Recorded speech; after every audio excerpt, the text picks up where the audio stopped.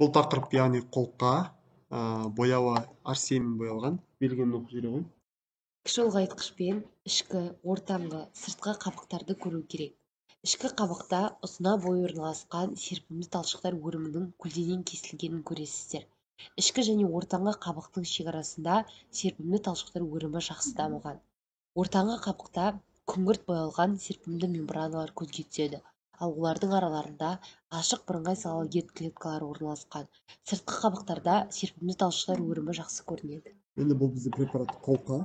Жалпы артерияның өзінің типтерін ажыратамыз. Бұлшық етті типте, эластикалық тип және аралас типте. Бұл эластикалық типті артерияға жатады, қолқа. Енді жалпы бұның үш қабатын ажыратамыз негізінен. Ішкі қабығы, ортаңғы қабығы және сыртқы адвентициалды қабығы.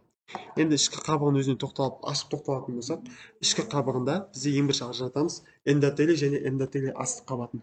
Ішкі қабығында мынау эндотелий қабаты болады. Осы эндотелий қабатынан кейін эндотелий астық қабаты кетеді. Осы ішкі қабықшаның осы эндотелий астынан кейін біз серпімді талшықтарды көре аламыз. Бұл серпімді талшықтар осы жерде орналасады. Серпімді талшықтар бізде жиналып орналасады да, бұл серпімді мембрананы құрайды. Оны ішкі серпімді мембрана деп атаймыз. Бұл ішкі серпімді мембрана, яғни мына қолқаны ішкі қабықты ортаңғы қабықтан бөліп тұрады, ішкі серпімді мембрана. Одан кейінгі ортаңғы қабығын көре аламыз. Препарат айтылған кезде бұл ортаңғы қабық бізде эластикалық каркас құрап орналасады. Яғни бұл эластикалық типті артерия, бұл жерде эластикалық типті болғандықтан эластика көп болады. Бірақ бұның құрамында тек қана эластикалық типті талшықтар ғана емес, бұның құрамында жазық бұлшықет талшықтар да болады.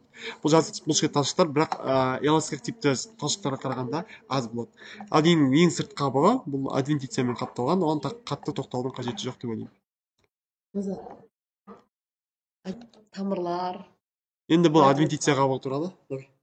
Осы адвентиция қабығында бізде тамырлар, май клеткалары орналасады. Все.